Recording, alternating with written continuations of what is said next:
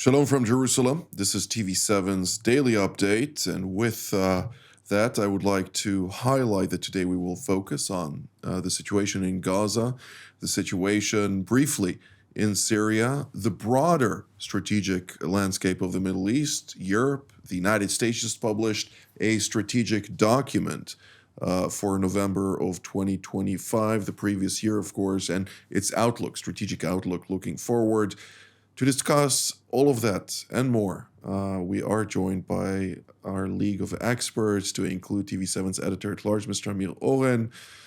Next to him, Brigadier General in Reserve, Yaron Rosen, formerly the IDF Chief of Cyber Staff and Israel Air Force Commander, as well as a fighter pilot. And last but certainly not least is the president of the Jerusalem Institute for Strategy and Security, formerly Director General at the Israeli Ministry of Strategic Affairs, as well as the head of the IDF Intelligence Directorate's Research and Assessment Division. And I would like to immediately start with you, General. The situation in Gaza continues to be precarious at best.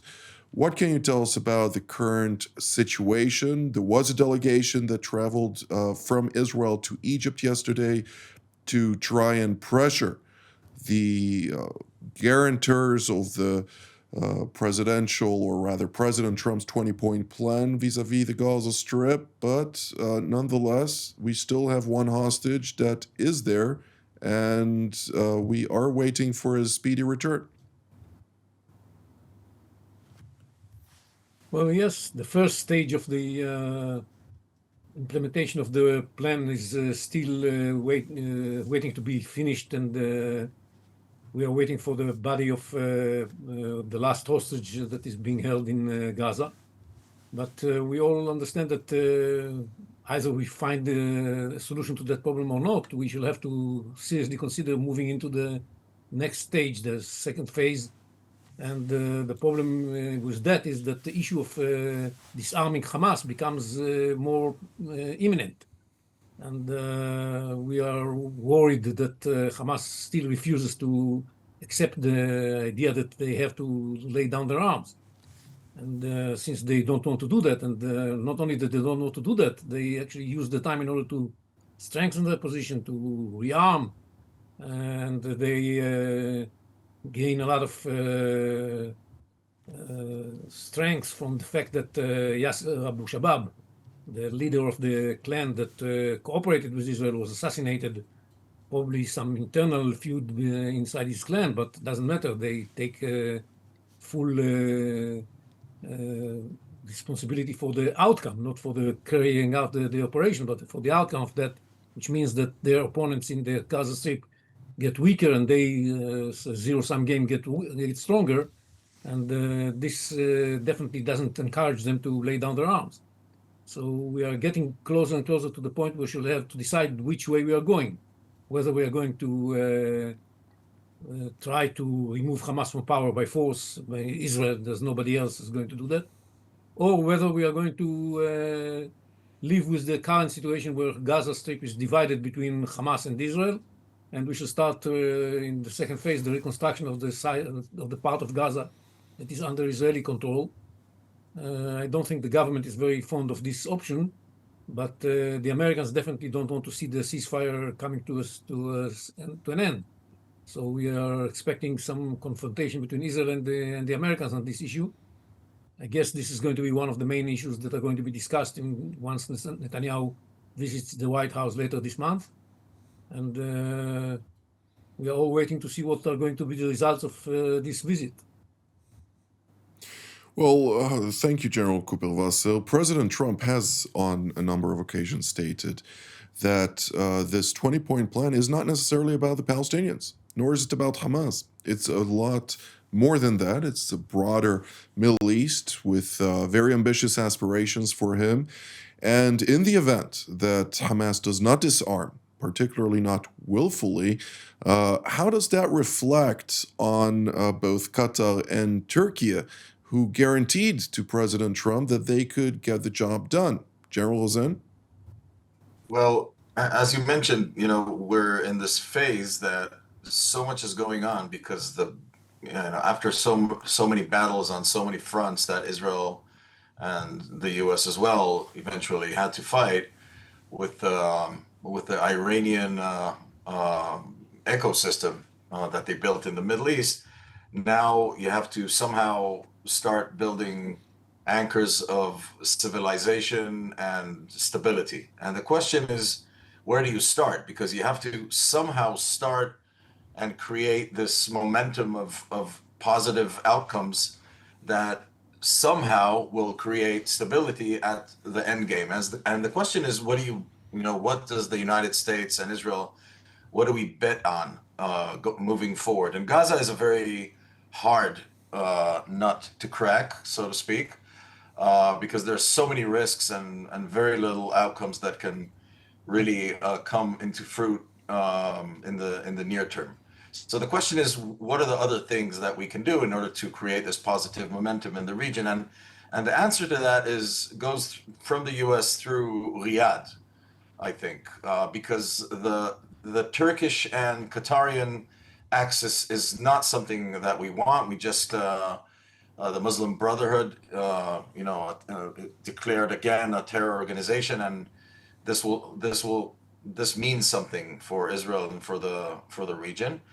And so the question is, how do we enhance the positive forces from the axis of Riyadh? First of all, Egypt, which is big but not so strong, and try to project power from there towards the north into Jordan, into Syria, and into Lebanon, whether it's joining the Abrahamic Accords somehow, rebuilding of Syria. And with that, it's important to say there's a very, very big risk still sitting there in Lebanon with Hezbollah. Hezbollah is too weak to fight a big war, but too strong to disarm. And that's the Lebanese paradox at the moment. We're just in this place where they're starting to actually rebuild themselves from a military standpoint, and this might require Israel to weigh in again, not very far away. Absolutely. Well, Mr. Oren, I'd like to interject for one moment and focus on a ratification, rather an approval that was given for the sale of roughly $1.3 trillion in weaponry from the United States to the Kingdom of Saudi Arabia and the Kingdom of Bahrain. What can you tell us about that, and how does that influence the composition on a regional scale? So when nations buy armaments, and especially to such an extent, they want to project power or the appearance of power. They want, of course, to upgrade their prestige, but they start from some idea, a threat of reference. What is the threat of reference for the Arabian Gulf right now? Who is the enemy? The enemy is obviously Iran.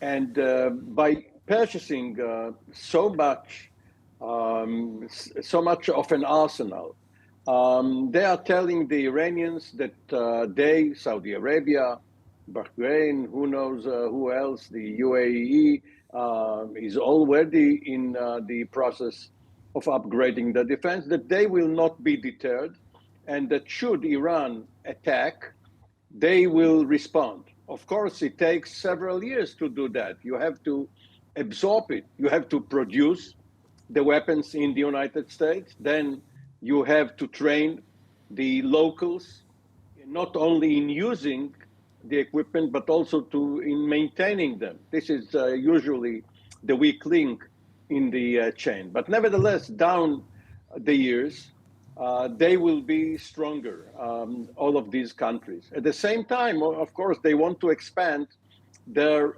diplomatic circle.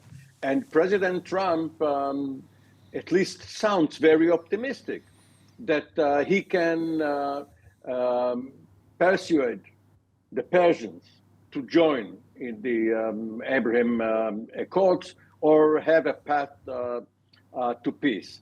And in his national security strategy, which you referred to earlier, he has a very ambitious statement. He says that he has settled the Israeli-Iranian conflict. This sounds premature to us living in this region, expecting perhaps a new round of hostilities. But if Trump has a real program of how to get from point A to point B. Well, let's hope he does. I personally don't think the Iranians got the memo. At least they may have read the strategy now that was published just overnight and have adjusted themselves. But from what I understand, that's not the case.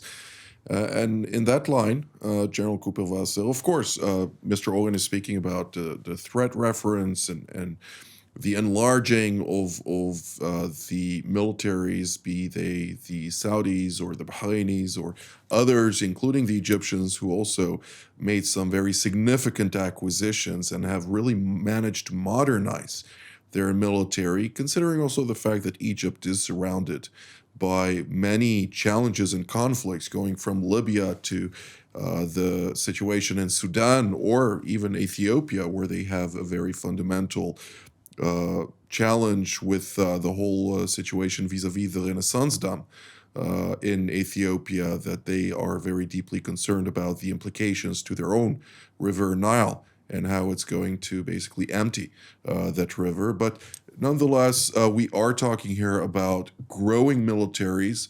I think the Saudis, correct me if I'm wrong, have the second largest fleet of F-15s globally, second to the Americans, which is huge, to say it mildly.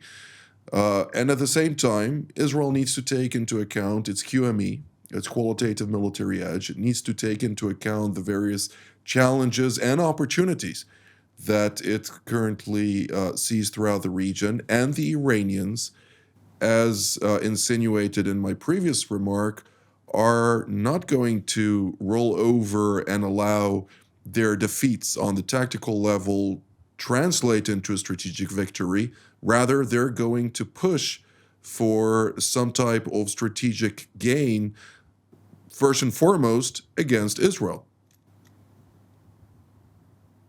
Well, yes, I think that the lessons learned by everybody in the region and then beyond, it's a global lesson, is that those who think that wars are over are wrong, and there are huge military challenges in front of everybody.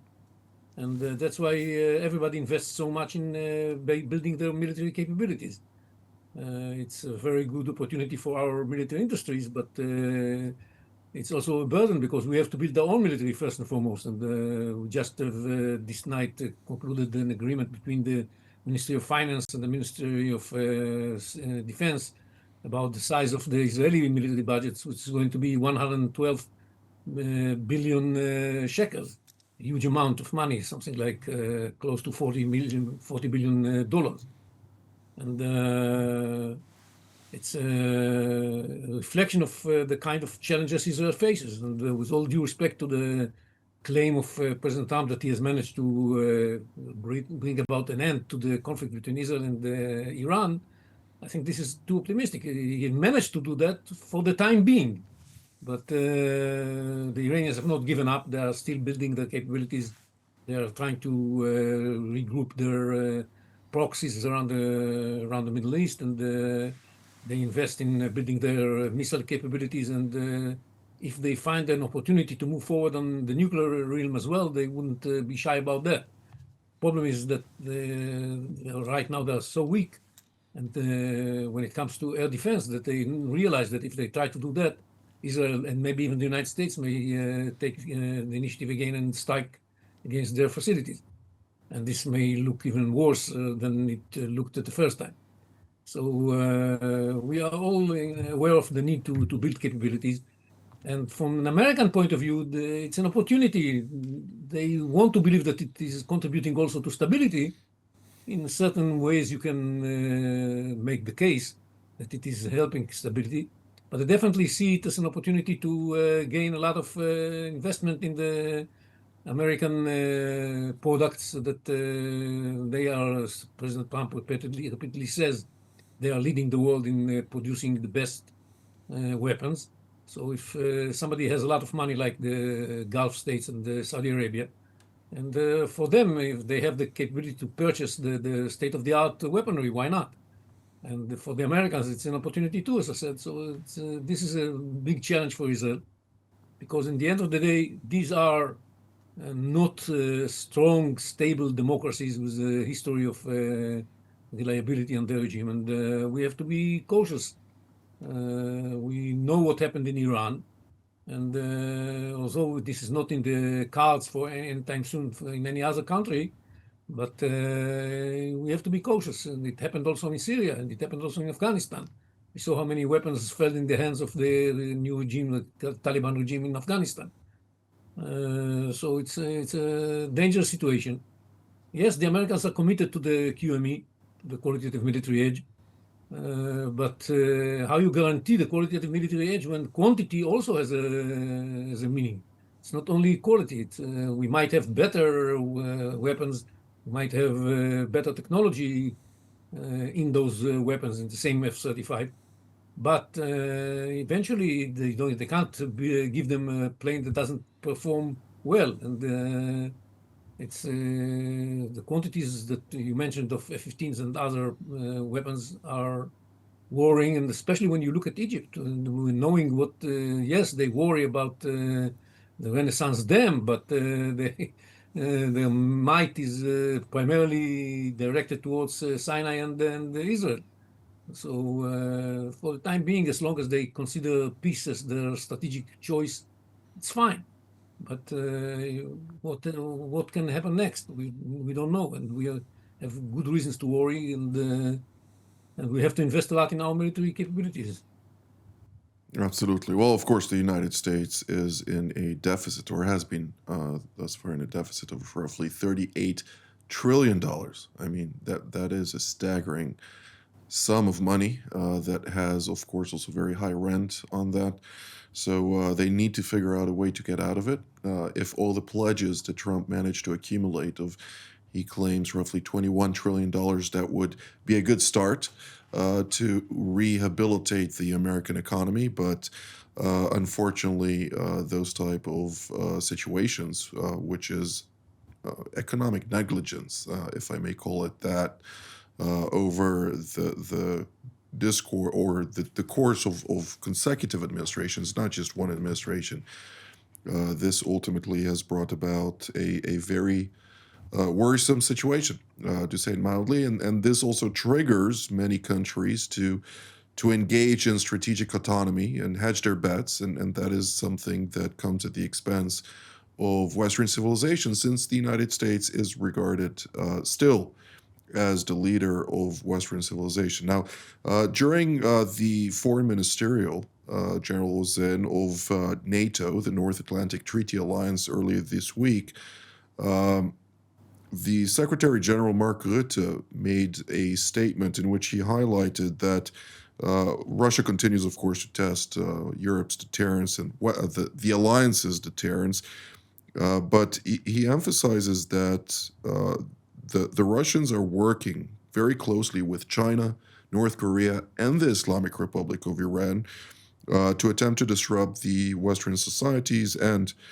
tear up the global rules. They are preparing, as he put it, for a long-term confrontation, which is something that, of course, is not relayed in the grand strategy, at least the public grand strategy that was published late last night by the Americans.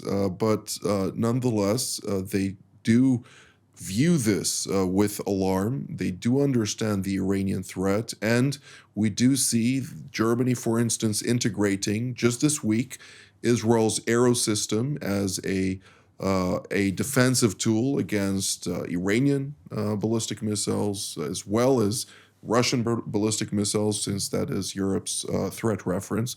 But nonetheless, we do see this Iranian engagement as part of this axis to confront the West, and on the front lines is the state of Israel. Yeah, I think we regularly speak about how, you know, the regional conflict in the Middle East is sort of and Ukraine, of course, is sort of a battle lab, like a real world battle lab for, you know, that really shows us how the future will look like and how battlefields will look like in the future. That's on the battlefield level. But it also shows you how the U.S. projects power now in this region through NATO in Ukraine, and how it's talking through that and projecting power towards the Far East, towards China, with everything going on around Taiwan. So, you know, the next, if we look like really forward, try to understand what's going on. The next wars, they will be won by, you know, by industrial capacities. We see how industry versus industry in Ukraine and Russia are building these air defenses versus drone war, chips that are needed for war, and all these things, and not only by tanks. It's just very different wars that we're seeing. On the strategic level, I think it's very important to understand that what we're seeing is an industrialization of asymmetric warfare. And Europe is now, you know, sort of getting a taste of that with the drones interrupting its airspaces, you know, all over the Scandinavian countries and in Germany and even in Holland. So it's coming from all over, and the Russians are testing exactly that. They're testing just like Iran has done to Israel for decades and decades, like lifting the threshold of war all the time and hitting again and again, and it's always under the threshold. Okay, so it's really hard to say Russia is waging war. So and that's exactly what we're seeing now towards NATO, towards European countries, and we're seeing that European countries are responding. We see in every one of the nations that I'm talking to, you see drone teams, strategic drone teams trying to build up air defenses in Europe, and all these things are going on in all the militaries because everyone has to wake up. That's the military and, you know, all that buildup. On the other hand, the current situation we're in the near term, in the next year or two, the Middle East is in between, and everything will be determined by alliances forming. There is a price to pay. You spoke about that price. The QME is getting very, very thin right now, but there is a price to pay if we want to build new alliances in the region, in the Middle East, that will reshape the Middle East for decades. So the diplomatic effort is taking risks and building these new alliances with the moderate Sunnis, and at the same time, you have to prepare from a military standpoint, because things are getting much more risky if things don't work out very well. Absolutely. Well, of course, we do need to take into account that, and this is something that has been said to me time and again by a good friend and a senior military leader in Europe, that, you know, Israel has been tactically brilliant over the last 2 years, as he put it, but it must translate the tactical achievements into a strategic victory. And that is vital.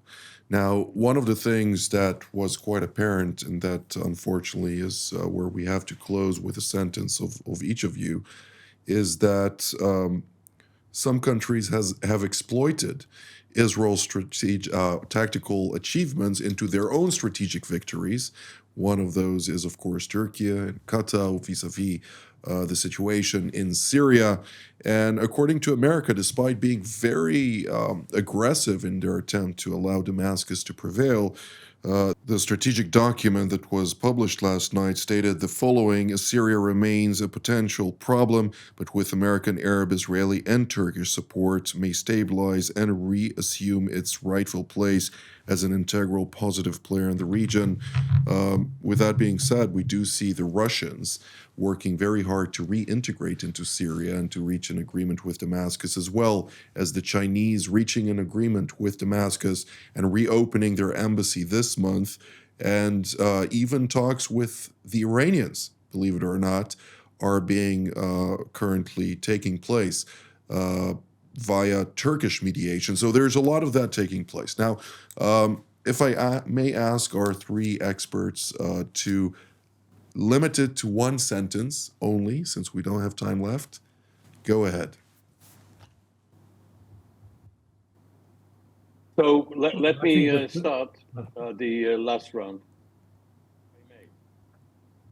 In Lebanon, we see that the leadership had rather look out towards Israel and speak positively about chances for peace, rather than tackle Hezbollah and fulfill their own plan of disarming it, because they understand that peace talks can go on, but the confrontation with Hezbollah is going to be very bloody.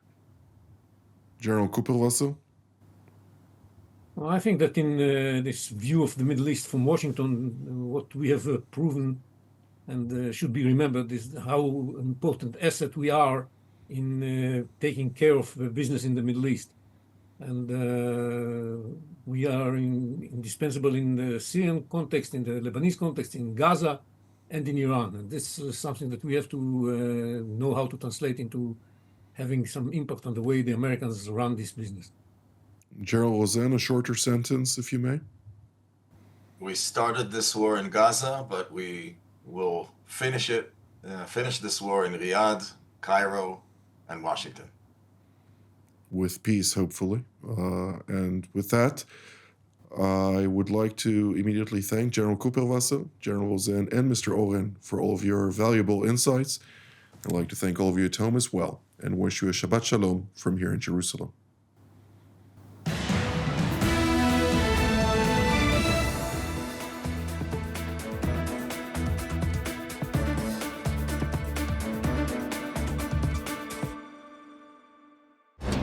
For more of TV7 Israel's productions and editorials, we invite you to visit our website at www.tv7israelnews.com.